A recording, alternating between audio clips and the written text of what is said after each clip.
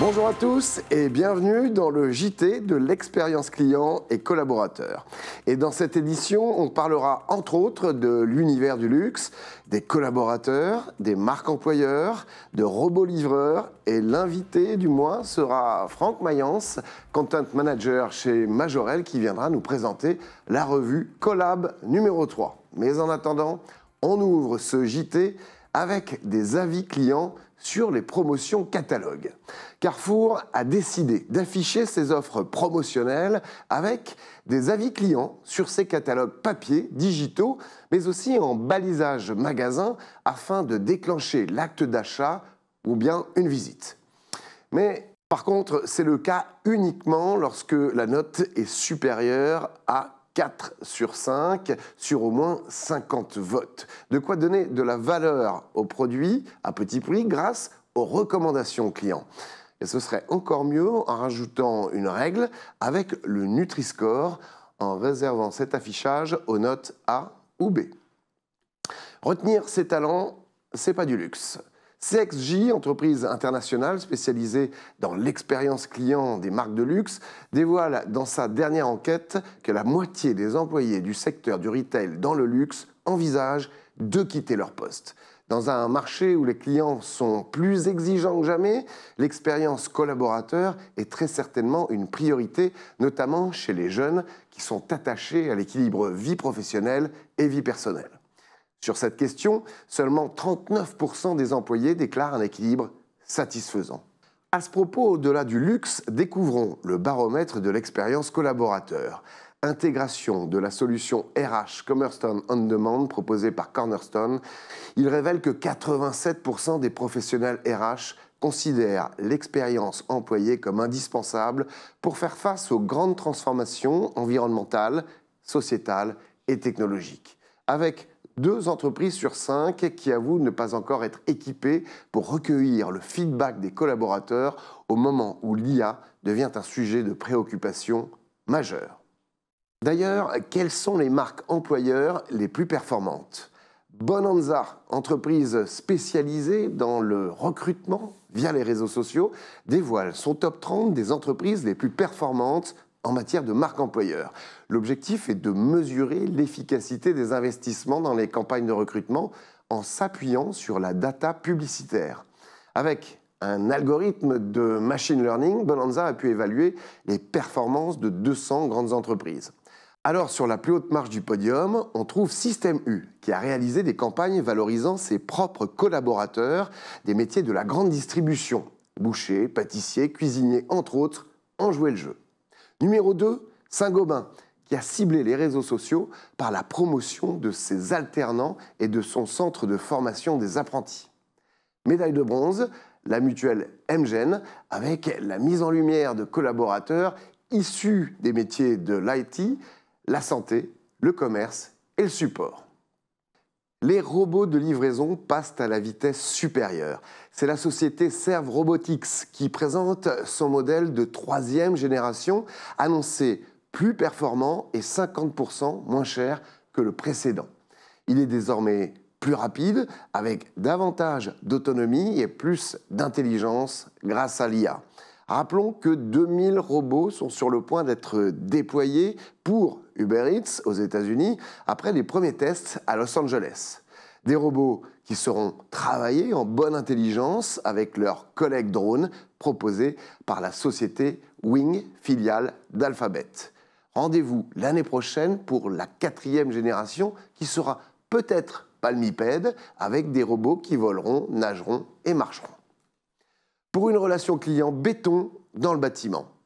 Fibat lance Renault Réglo, la Fédération française du bâtiment, la Confédération de l'artisanat et des petites entreprises du bâtiment, mais aussi la DGCCRF, l'Agence nationale de l'habitat ou encore l'Agence de l'environnement et de la maîtrise de l'énergie ont développé une proposition de formation qui répond à la demande des professionnels du bâtiment souhaitant être accompagnés sur la relation client, et ce, au sens large et tout au long du parcours, avant, pendant et après des travaux de rénovation énergétique.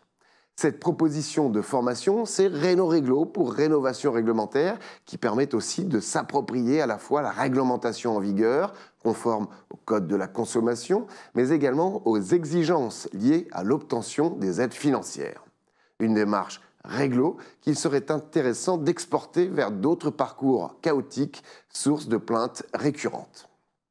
Direction le Canada maintenant, où les banques remontent la pente de la satisfaction.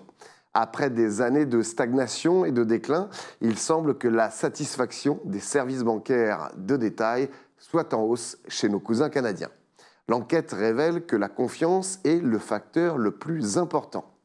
Et la pratique la plus sanctionnée par les clients concerne les frais bancaires dits inattendus, qui favorisent le départ des clients. À noter que l'expérience en agence est à la traîne par rapport à la relation en ligne. Les clients n'étant pas très satisfaits des basiques de la relation de proximité, c'est-à-dire être salués par son nom, se voir proposer de l'aide pour d'autres questions et besoins financiers et être sincèrement remerciés pour leur confiance. Des remarques frappées du sceau du bon sens près de chez nous.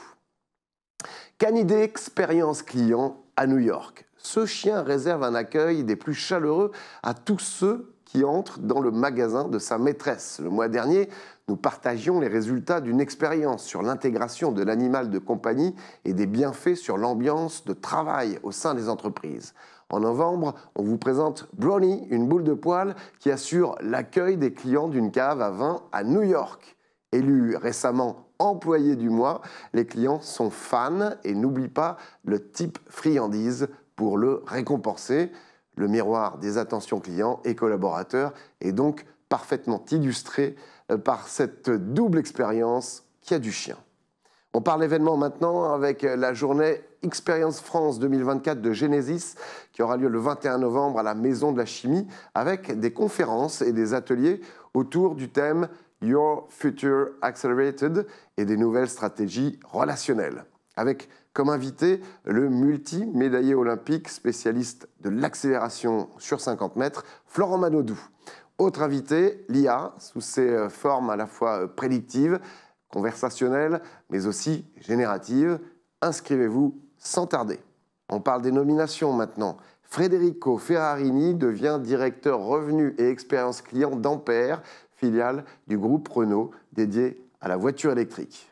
La plateforme multimarque MyTeresa, spécialisée dans la mode de luxe, vient d'annoncer la nomination d'Amber Pepper en tant que nouvelle directrice de l'expérience client.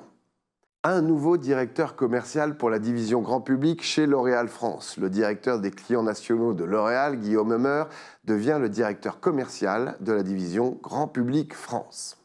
Ambar Franco rejoint l'équipe de Star Alliance, le réseau des plus grandes compagnies aériennes mondiales, comme vice-présidente en charge de l'expérience client, après avoir occupé des postes liés à ce domaine au sein du groupe hôtelier Mandarin Oriental.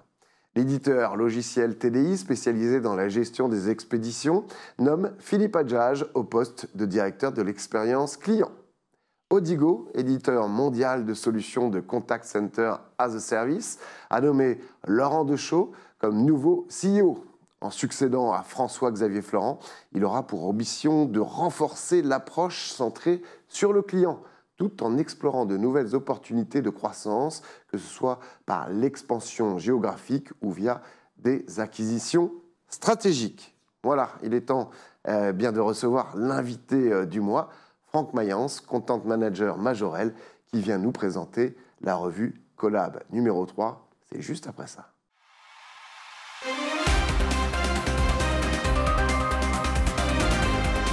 Bonjour Franck. Bonjour Alexandre. Merci d'être sur notre plateau pour venir nous présenter votre bébé. C'est le numéro 3 de Collab.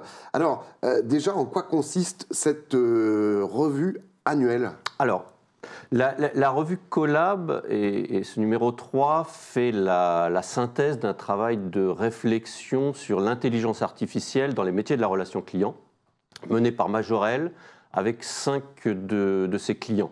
VP, Orange, Engie, la Banque Postale et Renault. Ouais. Alors dans ce troisième opus intitulé « Quand l'IA intègre le cockpit de la relation client », qu'est-ce qui ressort de ce travail, de cette analyse de groupe ? Voilà. Ce qu'on souhaitait mettre en avant un petit peu les participants au dispositif, c'est trois choses. C'est d'une part que l'intelligence artificielle était déjà massivement présente sur les parcours des clients, alors pas forcément de façon extrêmement spectaculaire, mais de façon extrêmement efficace à travers des dispositifs de traduction automatique, de génération de réponses d'email ou de synthèse de conversation. C'était de dire également, d'explorer également on va dire la manière dont collaborent aujourd'hui ces outils d'intelligence artificielle avec les conseillers humains. Et enfin, c'était d'avoir une vigilance particulière sur les questions de sécurité, de conformité et de souveraineté que pouvaient soulever aussi ces nouvelles technologies. Est-ce que l'humain reste un pilier essentiel de l'expérience client finalement? Oui, absolument. Aujourd'hui, ces outils d'intelligence artificielle viennent plutôt augmenter une expérience que remplacer des conseillers humains. Alors, ce collab, il est gratuit? Oui, tout à fait. Oui, bien, vous pouvez vous le procurer en format électronique, ou voire même le commander éventuellement en format papier. On peut le télécharger et même le commander. Ça s'affiche sur votre écran, vous voyez la couverture et un QR code. Eh bien, il suffit de le flasher avec votre téléphone pour pouvoir télécharger ce collab numéro 3. Quand est prévue la sortie du numéro 4 ? L'année prochaine, certainement, à la même époque. À la même époque. Oui. On a déjà une idée du thème? Non, puisque le thème est fait avec nos clients et c'est eux qui décident de ce dont on va parler la prochaine fois. Franck, on va parler d'autre chose pour terminer ce JT avec le livre du mois. Je vais vous demander si vous deviez garder en tête une belle nouvelle qui vous ferait voir le monde autrement, nous ferait voir le monde autrement. Alors, c'est une nouvelle qui a peut-être déjà quelques mois, mais je retiendrai un petit peu la leçon de tolérance que nous ont donné les Jeux Olympiques et le fait qu'on peut avoir des confrontations sportives sans forcément avoir des paroles haineuses, des chants homophobes ou racistes. Voilà, c'est un petit peu ce que nous ont fait vivre les Jeux Olympiques. L'unité dans le sport. Voilà. Eh bien, ça pourrait faire justement partie de celles qui sont détaillées dans le livre du mois, qui s'appelle « 1000 bonnes nouvelles pour voir le monde autrement ». Comment 53 000 coraux ont été restaurés depuis 2015 grâce à l'action de Coral Guardian. Comment le Britannique Gary McKee a levé plus de 1,4 million d'euros pour la lutte contre le cancer en réalisant un marathon chaque jour. Eh bien, pour justement bien finir l'année, vous faites le plein d'optimisme avec une avalanche d'infos positives concernant l'environnement, le sport, des sujets de société ou encore la science. C'est une bouffée d'expérience encourageante. Le média positif aux éditions Gruen pour 24,95 €. Merci Franck Mayence d'être venu sur notre plateau. Merci à vous Alexandre. À très bientôt. À bientôt. Merci à vous de nous avoir suivis et à Éric Lestanguet à la préparation de ce JT. Pour recevoir gratuitement toute l'info de l'expérience client grâce à notre newsletter quotidienne, eh bien, abonnez-vous à cette adresse. Si vous êtes une marque, une entreprise, vous souhaitez communiquer sur vos solutions et produits liés à l'expérience client, eh bien, envoyez tous vos communiqués de presse sur cette adresse dédiée. Voilà, rendez-vous le mois prochain pour un nouveau JT. En attendant, prenez soin de vous. Ciao.